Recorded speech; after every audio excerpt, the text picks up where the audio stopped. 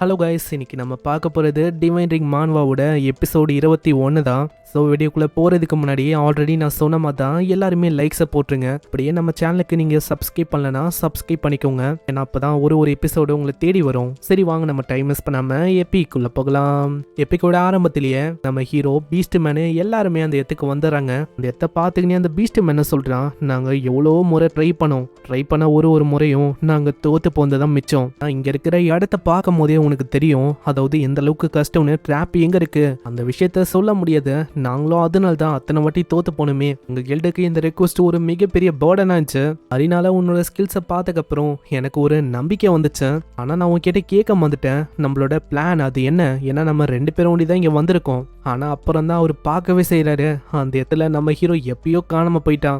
ஏகப்பட்ட பீஸ்ட் ஆளுங்களும் இருக்காங்க. அவங்களோட லெவல்லாம் 21ல இருக்கு. வீட்டு மேல ஒரு பர்சனும் சொல்றான், ஹேய் நீங்க கேள்விப்பட்டீங்களா, இந்த பிஎஸ் கில்டு இன்னமும் விடாம அந்த பொண்ணை ரெஸ்கியூ பண்ணும் அப்படின்னு சொல்லி போராதான். ஆனா என்ன ஒரு காமெடியான விஷயம் தெரியுமா, என்னதான் அவங்க ட்ரை பண்ணாலும் நம்மள அவங்களால எதுவுமே பண்ண முடியாது. இந்த மாதிரி எத்த அவங்க தாண்டி வந்தாலும் அசால்ட்டா நம்ம கிட்ட அவங்க மாட்டிப்பாங்க. ஆனா பாவம் அவங்களுக்கு தெரியல, நம்ம ஹீரோ மேலதான் இருக்கான். மேல டிவைனைய வச்சு மொத்த ஏரியாவை ஸ்கேன் பண்றான். அந்த இடம் முழுக்க தண்ணியா இருக்கும். அதுக்குள்ள ஆளுங்க ட்ராப்ப வச்சிருக்காங்க போல. அட பரவாயில்லப்பா, என்னோட டிவைனை அந்த ஸ்கில்லும் எவ்வளவு ஆயிடுச்சுன்னு நினைக்கிறேன். ஏன்னா இப்போ என்னால அந்த ட்ரிகர் பாயிண்ட் அதை கூட ஈஸியா பார்க்க முடியுது. நம்ம ஹீரோக்கு அங்க நோட்டிபிகேஷனை கொடுக்குது. அந்த 3 கேர்ள்ஸுக்கு பின்னாடி தான் அந்த ட்ராப்போட ரிமோட் வந்து இருக்கான். அப்புறம் எதுக்கு வெயிட் பண்ணும், சீக்கிரமா போய் ரெஸ்கியூ ஆபரேஷனை ஆரம்பிக்க வேண்டியதான். அந்த இடத்துல குதிக்கும் போது ஆட்டோமேட்டிக்கா ஒரு மாஸ்க்கும் முகத்துல அப்பியர் ஆகுது. ஏன்னா அவனோட ஆர்மர் அப்படிப்பட்ட ஆர்மர் தான். யாரு போறாங்களோ அதுக்கேற்ற மாதிரி அது டிரான்ஸ்ஃபார்ம் ஆகும். இதே மாதிரி நம்ம ஷியோஷி அவன் ஒரு ட்ராப்பையே தாண்டான். அவ்வளவுதான், அந்த ட்ராப் எல்லாத்தையுமே நான் தாண்டிட்டேன். இப்போ இருக்கிறது அந்த 3 பேர் வேண்டியதான். அவங்க எல்லாரையுமே 1 by 1 தாக்க வேண்டியதான். அந்த இடத்துல நம்ம ஹீரோ ஒரு சவுண்ட போடுறான். இதை கேட்டோடனே அங்க இருக்கிற பீஸ்ட் மேலாம் பதறி போறாங்க. ஆமா, எவனாச்சும் உள்ள பூந்துட்டானா என்ன சவுண்ட் அது? ஆனா இன்னொருத்தன் கீழே போகும்போதே சொல்றான், எல்லாருமே வெயிட் பண்ணுங்க, கண்டிப்பா அது ஏதாச்சும் அனிமலா இருக்கும். இந்த மாதிரி தான் சில டைம் அனிமல்ஸால இந்த ட்ராப் ஆக்டிவேட் ஆகும். அதனால நீங்க இங்கேயே வெயிட் பண்ணுங்க, நான் போய் பாக்குறேன். இப்படி ஆளு போகும்போது அந்த விலங்கு கண்டிப்பா ஒரு மானா இருக்கும் அப்படின்னு அவன் யோசிச்சுக்கினே போறான். ஆனா அவனுக்கு தெரியல, மேலதான் நம்ம ஹீரோவும் இருக்கானு. இன்வென்டரியா அவன் செக் பண்றான். அதுல குனாய் அப்படின்னு ஒரு வெப்பன் இருக்கும். அதை செலக்ட் பண்ணிட்டு அந்த ஆளை பார்க்காத போது அவனோட முகத்தை புச்சா அப்படியே நெஞ்சுக்கிட்டு அவன் அமுக்குறான். அங்க இதை ஒரு வாய்ப்பை வச்சு ஒரே போடுதான். அங்கேயே ஆளோட கதையை முடியுது. அங்க இன்னமும் அவங்க 2 பேருக்கு புரியல. ஆமா அவன் எங்கதான் போனான், அவன் போய் அவ்வளவு நேரம் ஆச்சு, இன்னமும் அவன் வரவே இல்லை. அவனுக்கு என்ன ஆச்சு? அவனுக்கு அந்த அளவுக்கு எக்ஸ்பீரியன்ஸும் இல்ல. சரி நான் போய் பாக்குறேன் இப்படின்னு அவன் சொல்லும் போது திடீர்னு யாரோ ஒருத்தங்க அப்படியே அவனை வலிக்கிறாங்க. திரும்பி பார்த்தா ஏதோ ஒரு சவுண்ட் ஒண்டிதான் கேட்கும். ஆனா அந்த பீஸ்ட் மணி காணும். அந்த இடத்துல யாருமே இல்ல. ஆமா இங்க என்ன போயின்னு இருக்கு? இந்த இடத்துல யாருமே இல்ல. அவ்வளவுதான், 2 பேரோட கதையை நான் முடிச்சிட்டேன். இன்னமும் ஒரே ஒருத்தன் தான். இதெல்லாம் தெரியாம பீஸ்ட் மேனும் அவங்க கத்தின்னு இருக்கான். ஆமா நீங்கெல்லாம் என்ன பண்றதுக்கு ட்ரை பண்றீங்க? நான் ஒன்றும் பயப்பட மாட்டேன் இந்த மாதிரி விஷயத்துக்கெல்லாம். நான் பேசும் போதே ஆன்சரை பண்ணுங்க, இல்லைன்னா அவ்வளவுதான் நானே அந்த ட்ராப்பை ஆக்டிவேட் பண்ணுவேன். ஏன் தெரியல, இந்த இருட்டை பார்த்தா ஒரு பயங்கரமான ஃபீலிங் எனக்கு வருது. இவங்க 2 பேரும் ஆளுக்கானோ அப்படின்னா எவனும் ஒருத்தன் உள்ள பூந்துட்டானோ. ஆனா இந்த பீஸ்ட் மேன் யோசிக்கிறதே அங்க வேஸ்ட். ஏன்னா நம்ம ஆளு எப்பயும் இங்க வந்துட்டான். என்னப்பா உன்னை அப்படியே அந்த ட்ராப் எல்லாத்தையுமே ஆக்டிவ் பண்ண நான் விட மாட்டேன். 10 செகண்டே அந்த தண்டர் ஆட்ரிபியூட்டோட அந்த ஆம்புஷ் அந்த அட்டாக் பண்றான். இங்கே அவனோட கதையும் முடியுது. அவ்வளவுதான், இப்போ நம்மளால ஈஸியா போக முடியும். ஆமா இவன் எப்படி இதெல்லாம் பண்ணான் இப்படின்னு அவன் யோசிக்கிறான். ஆனா நம்மளுக்கு தான் தெரியும் நம்ம ஹீரோ கிட்ட டிவைனை இந்த ஸ்கில் இருக்குன்னு. இன்னொரு பக்கம் அந்த மேனுவலை ட்ரிகர் பண்ற அந்த ரிமோட்டை பார்த்தோன்னே அதால தானே ஏகப்பட்ட பேர் இறந்து போனாங்க. அதை ஒச்சணும் அப்படின்னு வரான். ஆனா நம்ம ஹீரோ அப்படியே பிடிக்கிறான். வெயிட் பண்ணு, அதை உடைக்க வேணாம், என்கிட்ட வேற ஒரு பிளான் இருக்கு. இதே மாதிரி அவங்க போறாங்க. போற வழியில சில பல ஆளுங்க வர அங்க பீஸ்ட் மேனும் ஹெல்ப் பண்றான். இதே மாதிரி தொடர்ந்து முன்னாடி போறாங்க. டிராப்ஸ் எல்லாம் பங்கமா இருக்கும். அந்த பீஸ்ட் மேனும் எப்படியோ நம்ம ஹீரோவோட உதவியால அந்த பேஸ் கிட்ட வந்துட்டான். அங்க பார்த்தா ப்ரொடெக்ஷன் இன்னமும் பங்கமா இருக்கு. இது வரைக்கும் அங்க பார்த்தது ஏதோ 20 லெவல்ல இருந்தாங்க. இங்க அவங்களோட லெவல் இன்னமும் அதிகமா இருக்கு. அதுக்கும் மேல கொடூரமா இருக்காங்க எல்லாருமே. அங்க நம்ம ஹீரோவும் சொல்றான், அப்புறம் என்ன நம்மளோட ஆட்டத்தை ஆரம்பிக்கலாம், சீக்கிரம் அவங்கள டிஸ்ட்ராக்ட் பண்ணு. கேட்டோடனே அவனோட மூஞ்சி மாறி போகும். இருக்கும், இப்பதான் உனக்கு புரியுது. அப்போனா என்ன நீங்க இறையா பயன்படுத்தணும், அதுக்காக தான் நீங்க என்ன எவ்வளவு தூரம் கொண்டு வந்தீங்களா? அட நீ தப்பா புரிஞ்சுக்கின, நான் ஒன்னும் உன்னை அப்படியெல்லாம் பண்ண சொல்ல. அதாவது நம்ம ஸ்டார்டிங்ல ட்ராப்பை வந்து அழிக்கல, ஞாபகம் இருக்கா? ட்ராப் எங்கெங்க இருக்கு அந்த விஷயம் வந்து எனக்கு தெரியும். இந்த இடத்துக்கு இந்த முட்டா பசங்களை கொண்டு போ. அதுக்கப்புறம் என்ன, இவங்க அங்கேயே காலி. ஹீரோவோட டிவின் ஸ்கில்லால அந்த இடத்துல யார் யார் இருக்காங்க அப்படின்னு தெரியுது. டோட்டலா ஒரு 24 பேரு. ஆச்சரியம், மேஜன், இந்த மாதிரி ஏகப்பட்ட ஆளுங்க இருக்காங்க. பீஸ்ட் மேனுக்கும் கொஞ்சம் நிம்மதியா இருக்கு, ஏன்னா அவனை ஒன்னும் ஒரு இறையா அவன் பயன்படுத்தல. இதுக்கப்புறம் அந்த பீஸ்ட் மேன் மேல அவனோட அம்பை வச்சு அவன் தாக்குறான். அந்த இடத்துல அவங்களுக்கு பெருசாலாம் ஒன்னும் வலிக்கல போல, அப்படியே அதை உடைச்சிடறான். அங்க இதை பார்த்தோன்னே அந்த பீஸ்ட் மேன் அங்க பயங்கரமா கத்துறான். அடே மூளை இல்லாத முட்டாள்களா, நீங்க ஒரு மிகப்பெரிய கோலை முடிஞ்சா என்ன பூச்சி காட்டுங்க பார்க்கலாம். ஆமா, அன்னைக்கு நம்ம பார்த்த அதே ஆச்சர் தானே இவன். உனக்கு எவ்வளவு தைரியம் இருக்கும் என்ன முட்டாள்னு சொல்லியிருப்ப.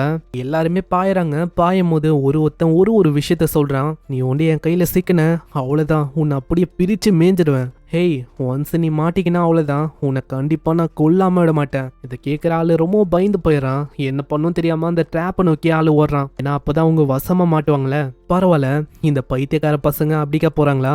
எதுக்கும் ஜாக்கிரதையாரு, அப்படி நீ மாட்டிக்கினா அவ்வளவுதான், உன்னோட கதையும் அங்கேயே முடிஞ்சிடும். இதுக்கப்புறம் நம்ம ஹீரோ அந்த பேஸுக்கு வரான். இந்த பொண்ணு எங்க இருக்குன்னு தேடும் போது ஒரு வாய்ஸ் கேக்குது. உனக்கு தெரியுமா கண்ணா, அந்த கதையில ஒரு லேடி வருவா. அந்த லேடி ஒரு பயங்கரமான சூனியக்காரி.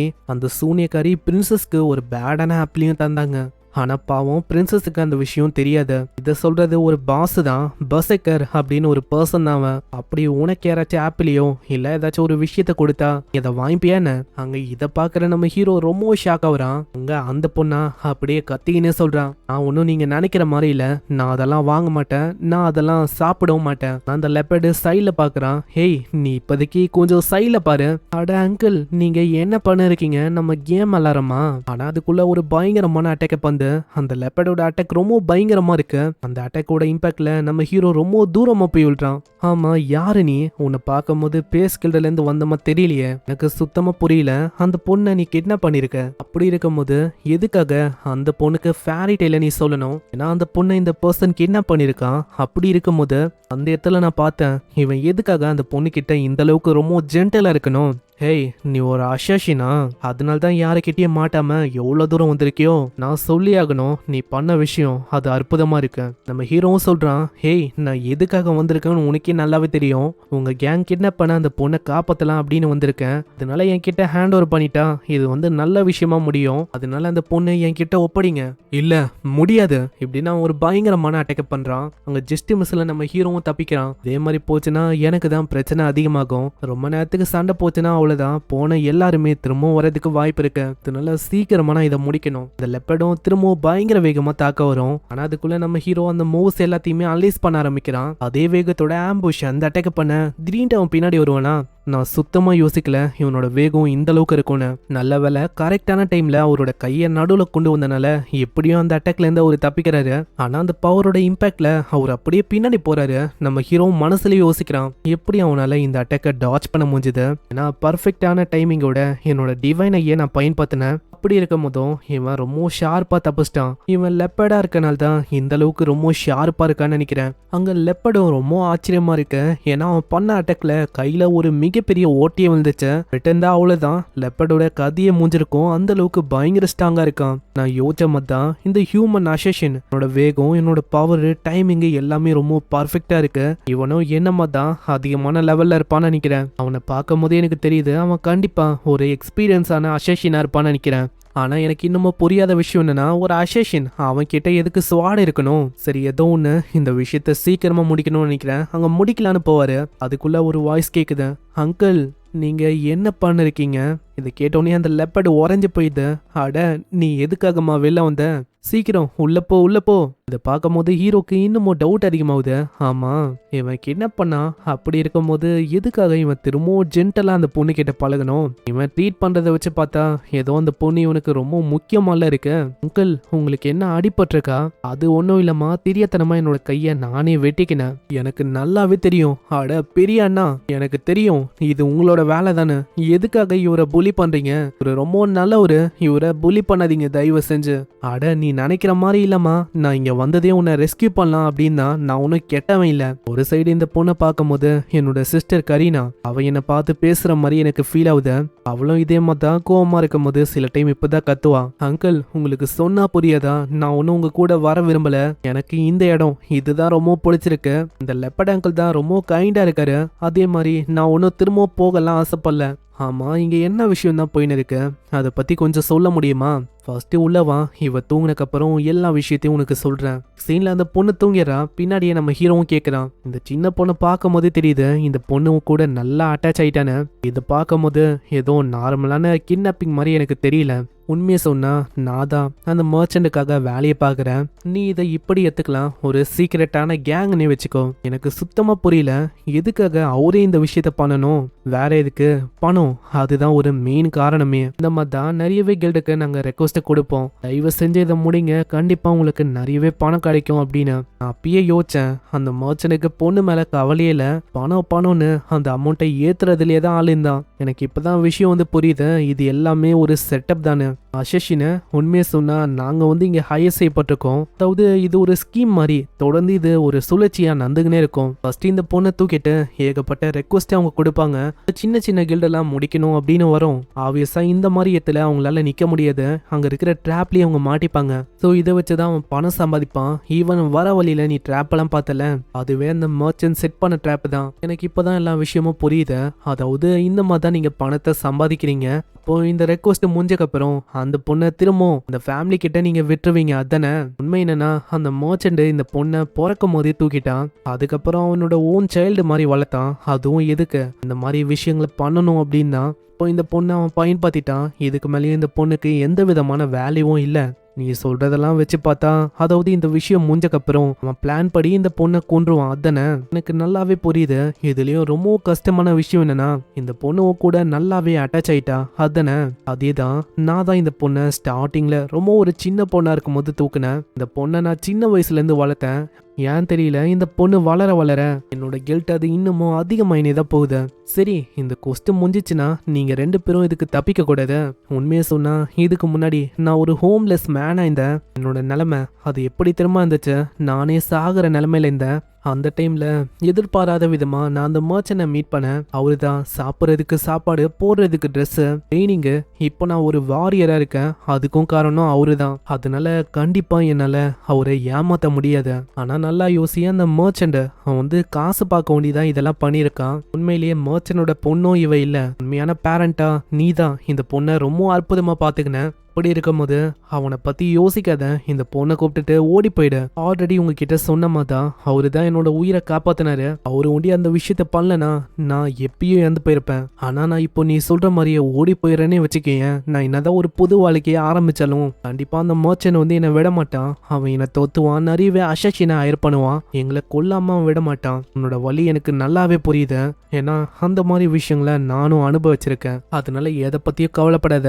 உன்னால இந்த விஷயத்த பண்ண முடியலன்னா என்ன, என்னால கண்டிப்பா இந்த விஷயத்த பண்ண முடியும். அந்த மர்ச்சன்ட் இதுக்கு மேலேயும் ஓ மேலேயும் அந்த பொண்ணு மேலேயும் கையை வைக்கவே மாட்டான். இன்னொரு சைடு அந்த பீஸ்ட் மேனும் ஓடி வரான். அட நீ இங்கதான் இருக்கியா? அவங்கள பயங்கரமா நான் ஓட வச்சேன். அவங்களே அறியாம அந்த ட்ராப்ல ஆட்டோமேட்டிக்கா அவங்க மாட்டிக்கினாங்க. ஆனா எனக்கு ஒரு விஷயம் புரியல, நீங்க தனியா வந்திருக்கீங்க, அப்போ அந்த டாட்டரு, அப்போ உங்களால மிஷினை கம்ப்ளீட் பண்ண முடியலையா? நீங்க ஃபெயில் ஆயிட்டீங்களா? இல்ல அப்படியெல்லாம் ஒன்றும் இல்லை, மிஷின் கம்ப்ளீட்டடு. அந்த பொண்ணையும் நான் சேஃபா அனுப்பிட்டேன். இந்த விஷயத்த வேறமா நீ ரிப்போர்ட் பண்ண, மீதி விஷயங்களை நான் பாத்துக்கிறேன். இதை கேட்டோன்னே ஆளுக்கு அவ்வளோ சந்தோஷம், அப்படி ஓடி போறான். இன்னொரு பக்கம் நம்ம ஹீரோவும் சொல்றான், அவ்வளவுதான் இப்போ டைம் வந்துச்சு, அந்த மர்ச்சன்ட் அவனுக்கு நான் யாருன்னு காட்டணும். இன்னொரு சைடு அந்த பர்சனை காட்டுறாங்க. அந்த மர்ச்சன்ட் அவங்க காசு என்ன இருக்கான், என்னையா இது வழக்கத்தை விட இப்போ ரொம்ப டிக்ளைன் ஆகுற மாதிரி தெரியுது. திரும்ப அந்த விஷயத்த ஆரம்பிக்கணும்னு நினைக்கிறேன். கவலைப்படாதீங்க, அந்த மாதிரி விஷயம் நடக்க நான் விட மாட்டேன். ஆமா யாரங்க, நான் தான் இங்க வந்திருக்கேன் முக்கியமா உன்னோட உயிரை எடுக்கணும்னு. ஹெல்ப் ஹெல்ப், யாராச்சும் வாங்க சீக்கிரம் இப்படின்னு ஆளு கத்துறான். ஆனா அங்க யாருமே இல்ல. என்ன ஆச்சு? நீ எல்லாரையுமே கூப்பிடுறதுக்கு ட்ரை பண்றியோ? வரும்போதே எல்லாரையுமே நான் க்ளீன் பண்ணி மொத்தமா முச்சிட்டேன். இப்போ கடைசியா மிச்சம் இருக்கட்டும் நீ தான். உன்னோட கதையை முடிக்கலாம் அப்படின்னு தான் நான் வந்தேன். எப்படி இவன் சொல்ல எங்கேயே இந்த எபிசோட முடியுது. ஸோ இந்த எபிசோடு உங்களுக்கு பிடிச்சிருக்கும் அப்படின்னு நினைக்கிறேன். பிடிச்சிருந்தா ஒரே ஒரு லைக்கை போட்டுருங்க. அப்படியே சப்ஸ்கிரைப் பண்ணிக்கோங்க. லைக்கை போடலன்னா மறக்காம லைக்கை போட்டுருங்க. ஏன்னா அப்பதான் இன்னமும் நிறைய பேருக்கு ரெக்கமெண்ட் ஆகும். நான் உங்களை அடுத்த எபிசோட்ல சந்திக்கிறேன். தேங்க்யூ ஃபார் வாட்சிங். சைனரா.